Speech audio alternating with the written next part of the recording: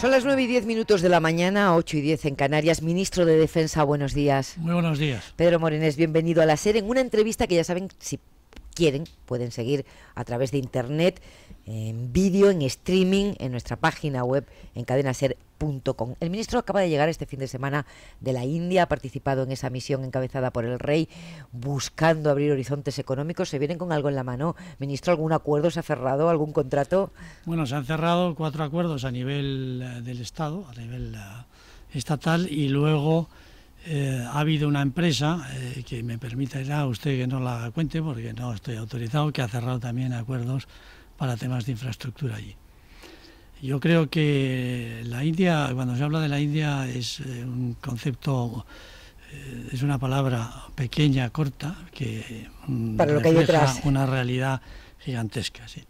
Entonces, nosotros hemos estado en Mumbai ahora y en Delhi, y ahí hemos tenido reuniones con empresarios, fundamentalmente, aunque yo he mantenido reuniones con el ministro de Defensa y los jefes de Estado Mayor, porque hay dos conceptos. Uno es el concepto mercantil del viaje y otro es el concepto institucional, político, diplomático, ¿no? Diplomático, del que me he ocupado yo fundamentalmente. Aunque en la parte de lo comercial, industrial, pues efectivamente hemos tenido reuniones, sobre todo en el ámbito de los astilleros de la construcción naval, que es donde estamos más cerca de poder concluir algún contrato con ellos.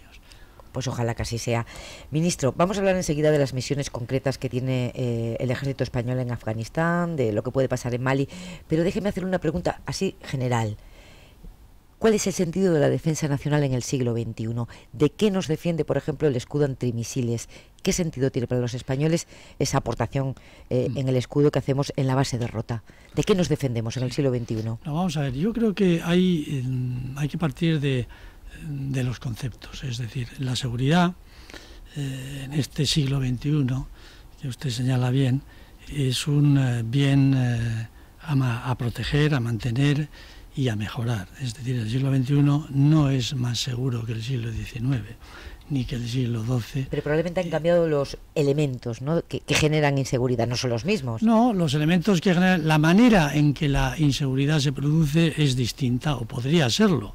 De hecho, no sabemos la condición de los enfrentamientos que puede haber. Sin embargo, en las revisiones estratégicas de todos los países aparecen nuevos conceptos, nuevas, digamos, acciones que pueden producir inseguridad, como son el terrorismo, el tráfico de drogas, el tráfico de personas, la desestabilización en los espacios, en el espacio y en el ciberespacio, es decir, nuevos escenarios donde se producen agresiones a lo que es el derecho, el Estado de Derecho, el bienestar, la ley, el orden, la paz, la libertad. Todo eso está siendo hoy en día, puede ser afectado en escenarios que hace poco tiempo pues ni siquiera soñábamos. Por ejemplo, el ciberespacio, donde se producen hoy infinitos, y lo digo infinitos porque, hombre, se pueden medir, pero es difícil, ataques a todos los centros de seguridad, tanto privada como pública. ¿Los españoles también, ministro? ¿Los españoles también reciben ese tipo de ataques? Sí, claro que sí. ¿Muchos? Sí, ¿Alguno significativo? Bueno, pues yo creo que hay unos intentos permanentes de, si usted habla con las instituciones financieras, por ejemplo, o con aquellas que utilizan medios de pago, si usted habla, podríamos tener problemas, por ejemplo, en ataques a hospitales. Es algo que preocupa extraordinariamente en el mundo. De hecho, el secretario de Defensa de los Estados Unidos, señor Panetta, con el que estuve hace poco en Bruselas, pues me dijo que su primera preocupación hoy en día, como ministro de Defensa o secretario de Defensa de los Estados Unidos, era el ciberespacio, con gran diferencia.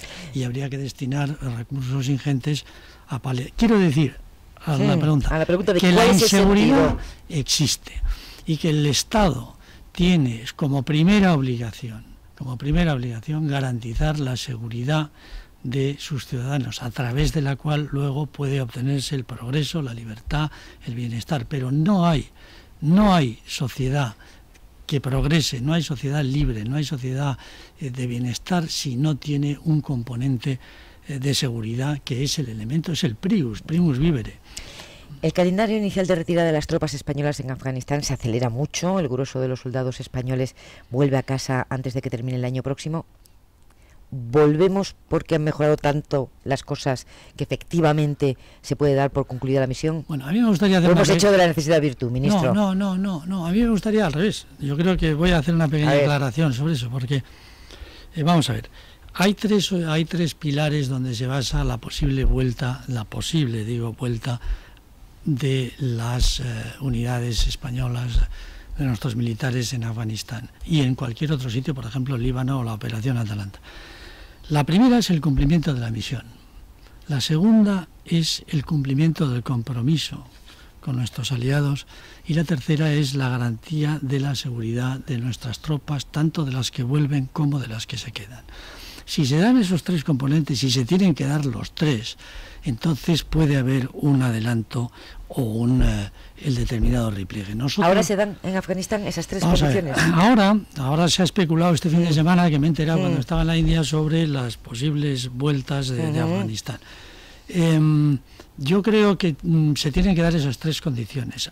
La primera de ellas se va a ver en una revisión que se va a hacer cuando se pase la responsabilidad a las tropas afganas. Y eso va a ser dentro de unos días.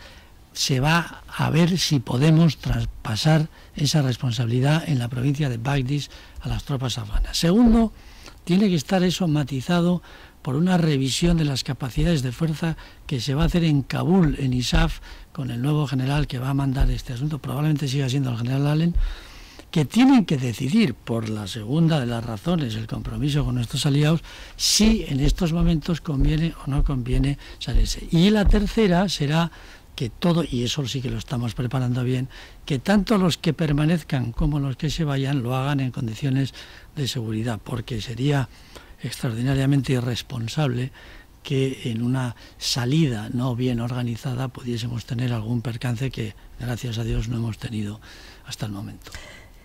Hay quien tiene la impresión, a este lado del mundo, que los países de la OTAN están resolviendo la misión en Afganistán porque es un lujo económico que no se pueden permitir.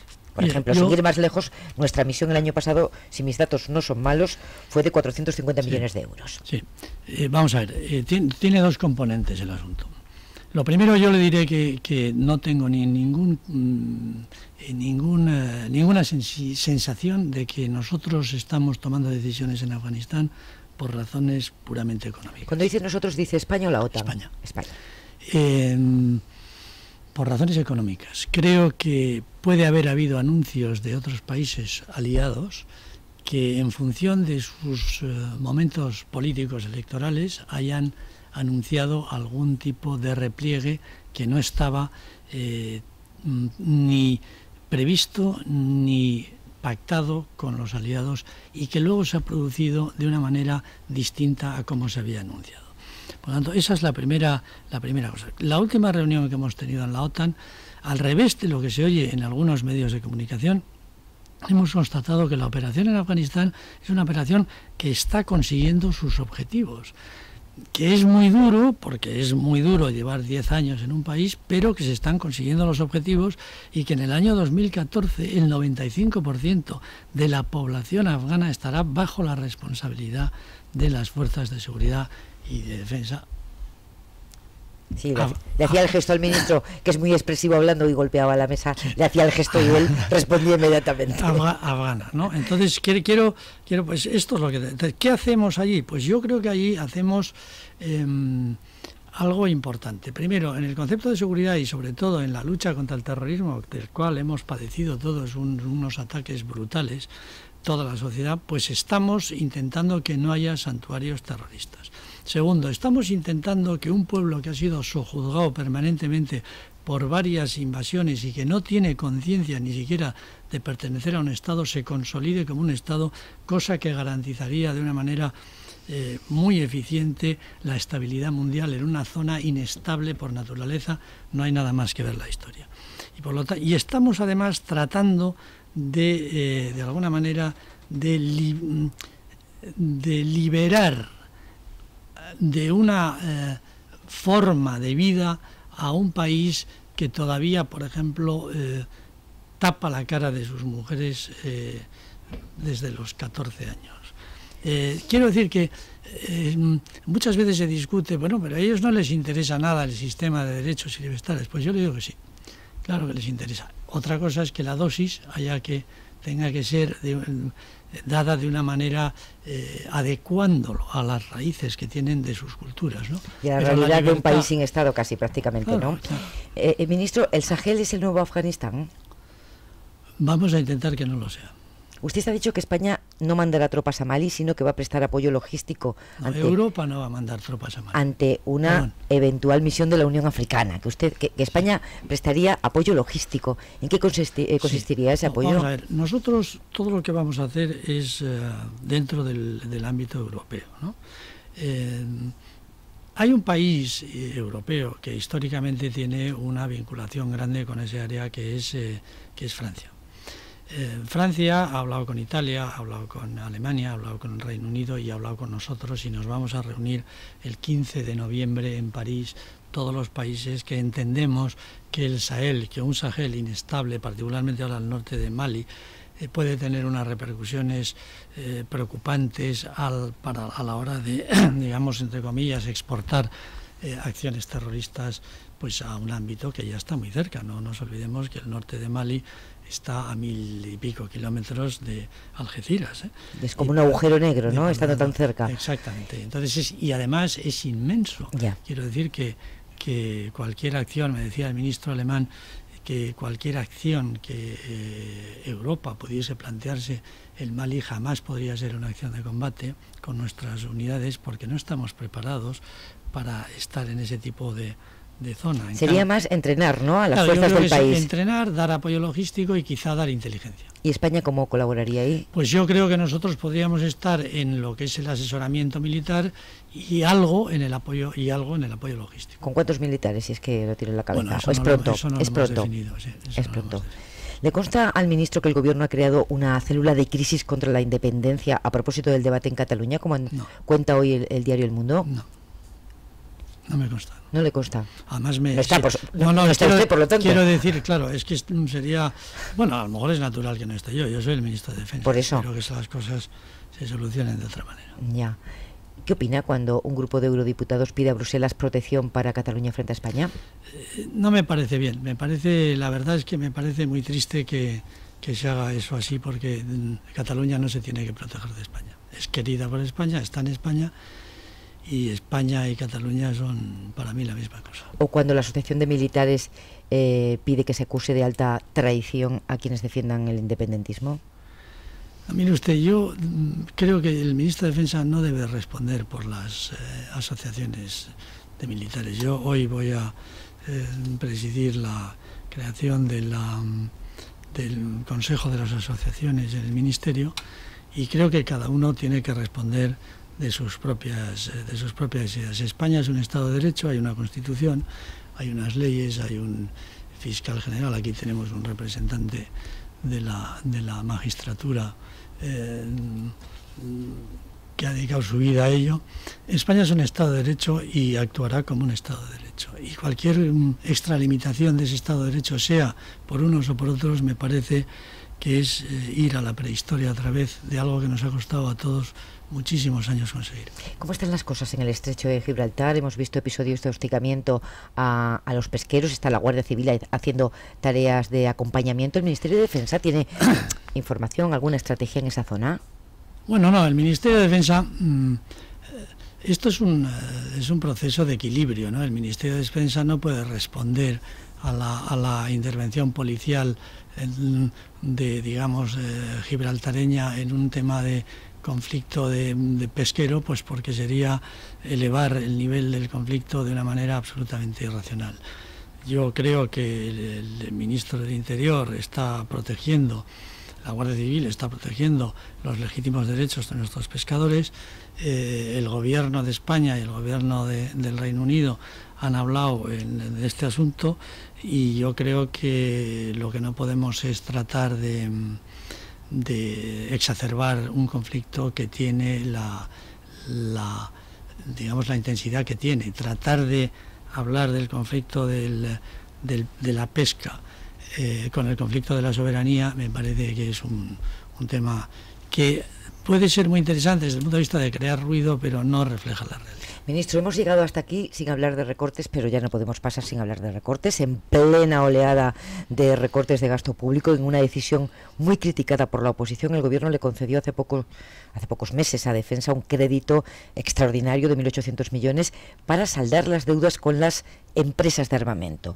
Los pagos anuales comprometidos con ese sector suman 27.000 millones de euros al año. ¿Han llegado a algún acuerdo con estas empresas para solucionar el problema? ¿O el Gobierno tendrá que ir concediéndoles créditos anualmente para tapar ese agujero? Yo creo que está bien descrita la pregunta, es un proceso, ¿no?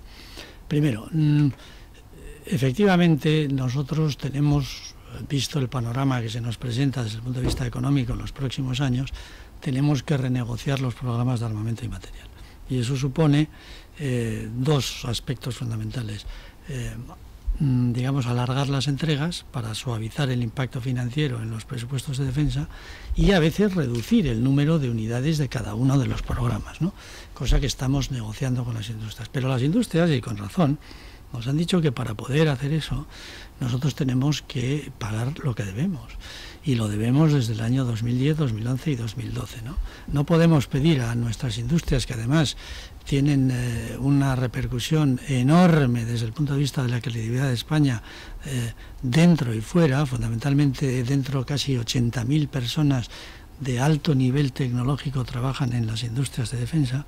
No podemos pedirles que nos aguanten lo que ya han entregado y no han cobrado. Les podemos decir que lo que no han entregado lo pospongan en el tiempo y que incluso lo reduzcan, pero lo que ya han entregado, y eso es lo que hemos hecho. Por eso, bueno, yo respeto la posición de todo el mundo, pero nosotros lo que hemos hecho es, como hace, yo creo que el Gobierno, por lo menos la impresión que yo tengo, es pagar las deudas, sean nuestras o sean de gobiernos anteriores, porque en definitiva son las deudas de gobiernos de España con los cuales hay que ser simplemente sucesores y responsables. Precisamente para recuperar algo de lo invertido, España quiere vender cerca de 200 carros de combate a Arabia Saudí. Una decisión que, por cierto, ¿cómo está? ¿Hay alguna novedad en esa negociación? Está complicada. Está complicada. Sí, ¿por qué? Pues porque